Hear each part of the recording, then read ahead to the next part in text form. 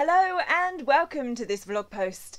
Apologies in advance if I am slightly more husky today than usual. I have spent my entire day narrating fabulous reverse harem. It seems to be a bit of a recurring theme, the books that I'm being fortunate enough to produce at the moment. Reverse harem and vampires. I guess my authors know me quite well. I won't talk too much about these because that's not the reason of this vlog. But they are both the third part in multiple piece series. What is the plural of series? Is it just series? Comments below, please. I could just Google it, but why have a dog and bark yourself? Speaking of dogs, one of them has just run into the room, so apologies if they are barking or me needing to disappear because one of them's just vomited or something. Yes, to give you some clues, one is lovely erotica and the other is lovely vampires, and many of them, both coming to an Audible near you as soon as they're produced. But that is not, like I say, the reason of this vlog, although vampires are, and I am thrilled to share with you, apologies for reading off the phone, the second in the wonderful series written by Rhiannon Frater.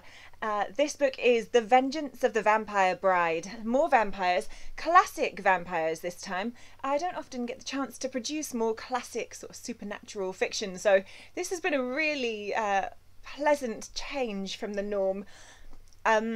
It's really wonderfully written as well. It's a great story, and actually I wish I'd produced the first, but you know, second is better than none. So I'm going to read to you the back of Rhiannon Frater's The Vengeance of the Vampire Bride.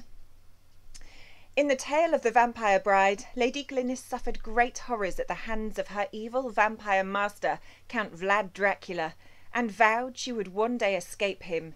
In The Vengeance of the Vampire Bride, Glynis learns to embrace the title of Countess Dracula as she sets into motion her plans to seek revenge on those who betrayed Glynis and her family to Dracula, and to reunite with the man she loves. Despite her ambitions, it soon becomes quite apparent that her life continues to be overshadowed by the ominous presence of Vlad Dracula. Set in the 1820s against the lush Gothic backdrop of Buda, Hungary, the tale of one vampire bride's quest for love, revenge, and the right to determine her own way in life is a sweeping saga that will enthrall any reader who loves the beautiful, deadly vampires of old. I should also say, you know, sorry, I was quite studious, that wasn't it? My love of a strong female lead is more than quenched in this book, so thank you, Ms. Frater, for flying the flag for strong female leads, because Glynis is fabulous. I'm going to read to you the prologue. Now, it's only a couple of pages long, but I think it gives a really good taste for the style of the book and the kind of way that the book's laid out, if you like. Also, I don't really want to go into the first chapter. I would rather you listen to that yourself, although I believe you can listen to a bit of it in the free 5-minute sample if you go onto the usual channels, Audible and Amazon and iTunes and whatever. So this is the prologue from Rhiannon Frater's The Vengeance of the Vampire Bride.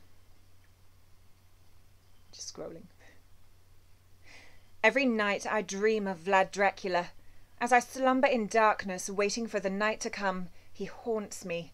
I wish my dreams were filled with the lovely memories of my deceased family, or my beloved vampire lover Ignatius. But alas, my dreams are filled with Vlad's green eyes, his long dark auburn hair, and his passions. The dreams are so vivid, I am always convinced they are a terrible reality until I awaken. Only then do I realize he is trapped in his coffin, a mere husk of the robust man he once was, tucked away in his crypt beneath his crumbling castle. It was my hand that reduced him to such a state. I drove the stake through his body and drained him of blood. I have inherited his blood power. I have become the new master, yet he still lives. He created me, therefore he is intrinsically linked to me. Will he forever haunt my dreams? Countess Dracula, May 8, 1820. The Golden Crone Hotel, Bystrica. I am so utterly lonely. It has only been a few days since I vanquished Vlad, yet it feels as though I have been in exile forever.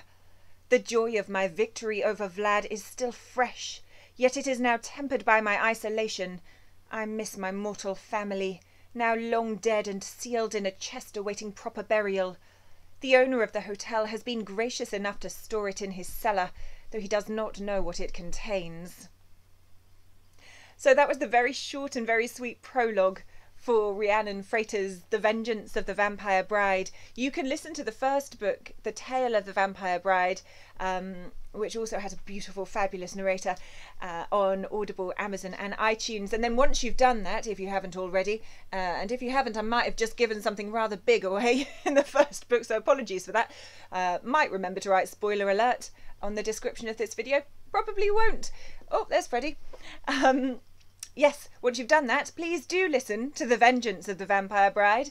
I have a handful of codes if you want to listen for free, but do give me a shout because they are limited. That's it for me today. It is one of the most magical days of the year. I hate that word, magical. One of the most wonderful days of the year. It is Summer Solstice Eve, and I am off to hang out in a burial site. So I really am living up to this vampire dream. Enjoy whatever you're doing tonight, and I will see you again soon. Thank you for listening. Mwah.